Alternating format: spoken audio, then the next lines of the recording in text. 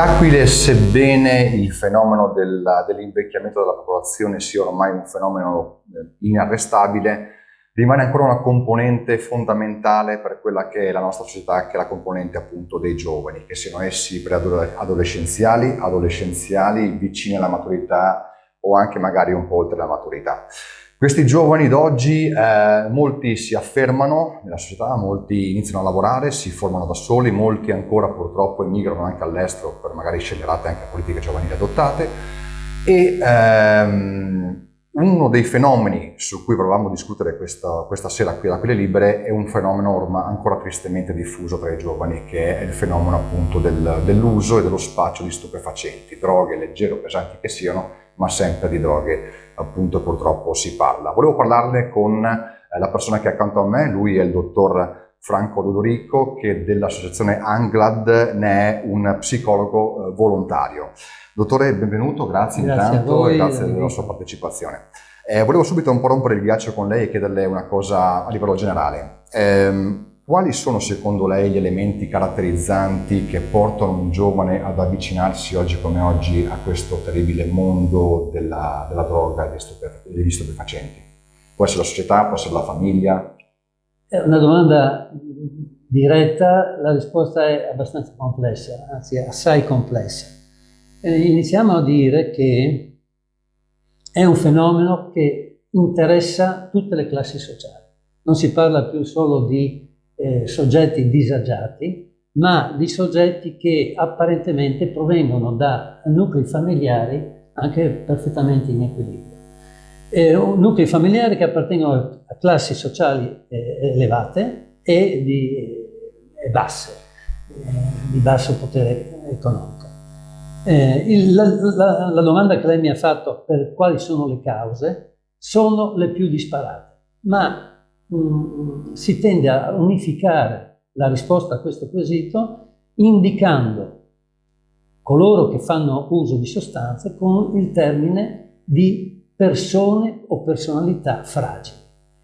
Quelli che le accomuna a tutti è l'elemento della fragilità e dell'immaturità, che da loro stessi è riconosciuta. Tant'è che abbiamo, nel corso dei nostri incontri, abbiamo potuto constatare in modo inequivocabile come questi ragazzi, alla fine di un percorso terapeutico, inizino un percorso di maturazione che è esattamente quello che è stato interrotto dall'uso sconsiderato della droga. Ancora, una scarsa autostima è un altro elemento che incide e fa avvicinare questi giovani. L'essere isolati, essere talvolta anche bullizzati, un altro fenomeno interessante da prendere in considerazione. Inoltre la grande disponibilità di sostanza che si trova sul mercato, in ogni posto si può trovare facilmente, si possono trovare queste sostanze a cui si attinge con mezzi leciti ed illeciti. Altra componente che aggrava il fenomeno, perché non si tratta solo di uso, ma anche di un fenomeno legato alla delinquenza che discende dalla necessità di procacciarsi dei mezzi per acquistare sostanze. Per cui questi giovani collezionano una serie infinita di reati che alla fine, quando arriva la sentenza del giudice, hanno come prospettiva o il carcere oppure, e qui veniamo al tema che tratteremo, come prospettiva potrebbero avere la comunità come alternativa. Certo.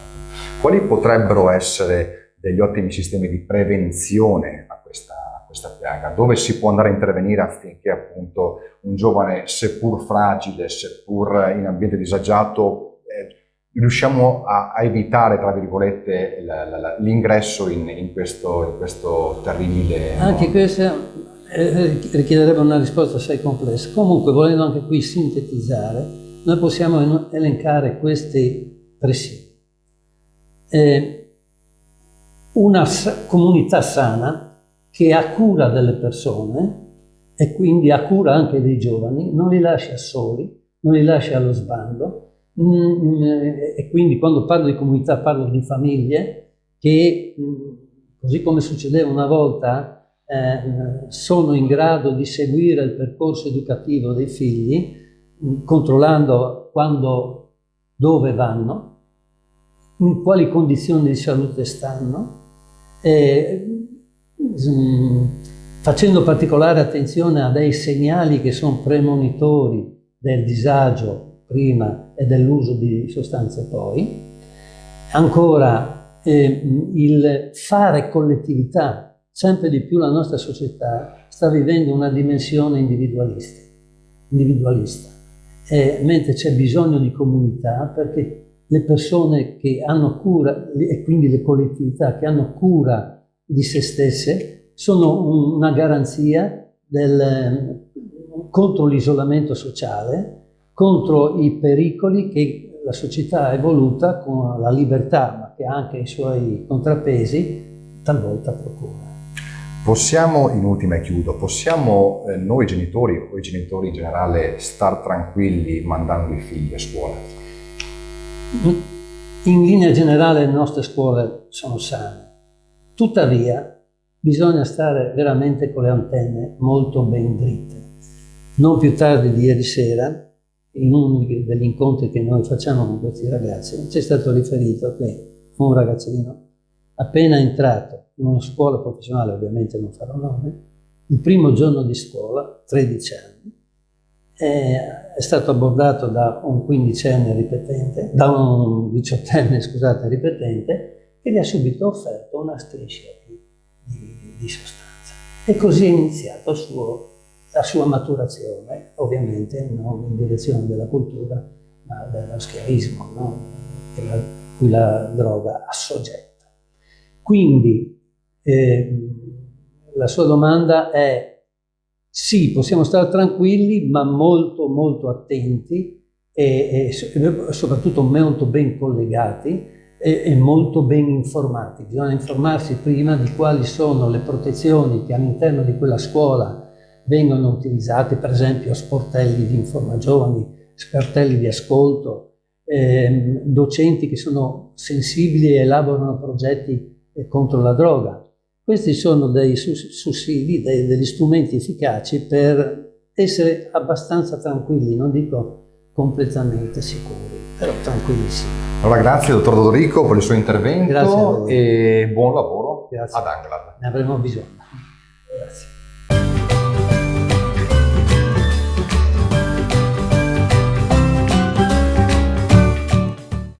Mandi a tutti, benvenuti con Aquila Libere a una chiacchierata. Voi insieme con me, siccome vi invito a in Furlan e i parti più giovani possibili per chiacchierare insieme con me, sì.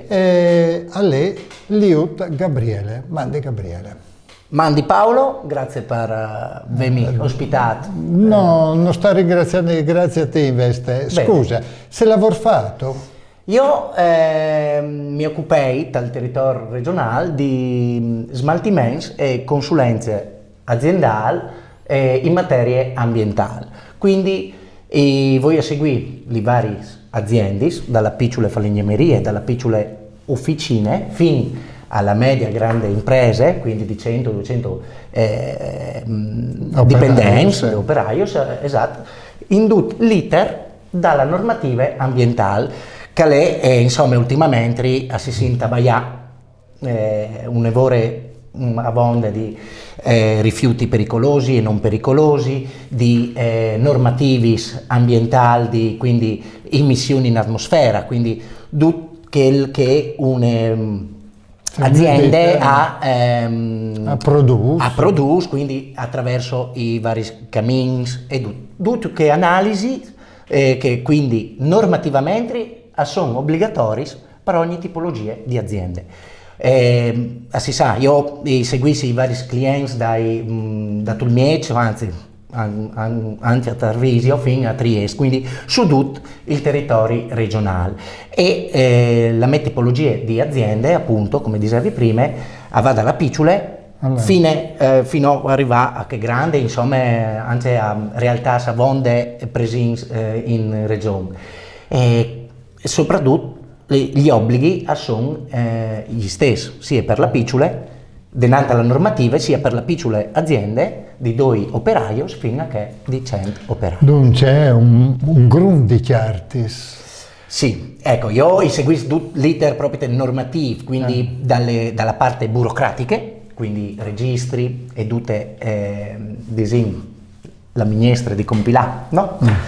Di artisti, fino a muovi anche logisticamente parlando, proprio il trattamento fisico nell'ambito dei rifiuti, ecco. E quindi la materia ambientale proprio solo la linea di ingrandimento per ogni tipologia di aziende e proprio perché è obbligatorio ogni azienda, quindi i suoi anche fortunati perché voi a seguire un lavoro che praticamente avviene imponuto a obblighi di legge. Come che i frus fanno queste manifestazioni.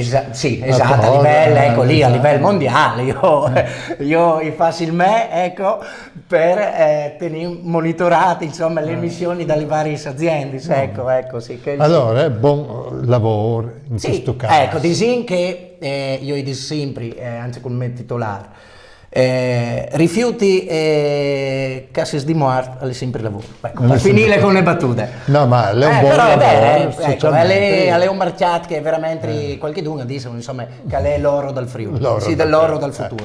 Però tu, finito il lavoro, ti piace fare un'altra roba. Sì, io è una passione che è diventata un secondo lavoro. Se maniere che tu ti illumini subito. Perché proprio lì, oltre che il lavoro, per il lavoro hai studiato, anche per la passione, perché è un continuo aggiornamento. Però la passione mi dà tante energie e mi aiuta anche a schiarire insomma il stress lavorativo che comunque facendo tanti chilometri a settimana tagliando sempre con la int e proprio essere diretto contatto col cliente, insomma, e bisogna anche il sabato e la domenica o il venerdì per schiamare esatto tutta la tensione con Coca-Cola ecco, se tu hai storpiato il nome i Coca-Cosa Coca-Cola band, ecco, esatto. Paolo l'ha storpiato il nome per fare marketing, no? Per arrivare. Così lo viene ripetuto più volte. Esatto, quindi ecco per cui non l'ha capito Coca-Cola, alla famosa bevanda tu sostituisci la L, tu metti la S e tu e tu canti Vasco Rossi. Vasco Rossi è nato come progetto di una cover band di Vasco Rossi, sì, il frontman, anche in inglese, dopo ormai dove una paraula il frontman, no? Quindi oltre che cantante lei quel che dopo alla di Tigni su il palco di Trasinara Inti, insomma, no?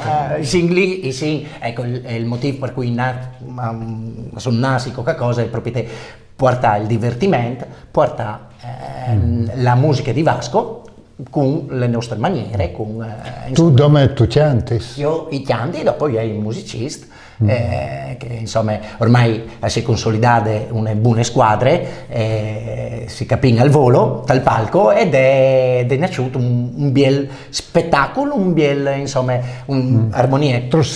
I sing in 6, 5 sul palco poi il Nestrifonic e praticamente portiamo a tor per il Friuli la musica di Vasco con i nostri modi di divertirsi e di arrivare a Int. E vi ho detto che la famè Coca-Cola, anzi vi volevo salutare il nostro fan club, che è sempre poi grande e quindi noi che lo c'è sempre su Facebook. Su Facebook, su Instagram, basta digitare Coca-Cola per le prossime date. Va bene, allora grazie Paolo. Gabriele, io ti saluto. Grazie dall'opportunità. Hanno cordarsele di fronte. Che si odino in palestra io e lui, no? Si odino in palestra.